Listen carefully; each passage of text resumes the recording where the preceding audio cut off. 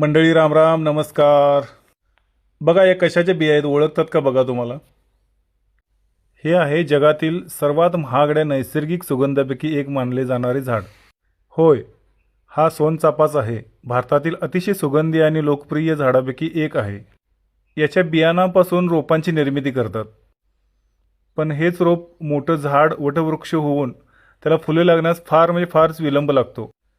पण त्याच झाडाला जर आपण भेट कलम जर बांधले तर कमी कालावधीमध्ये लवकरात लवकर फुले लागण्यासाठी सुरुवात होते.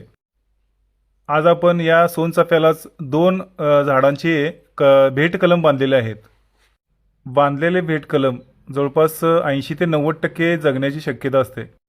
हे कलम जगल्यानंतर त्याच्यानंतरचा पण एक व्हिडिओ आपण बनवू.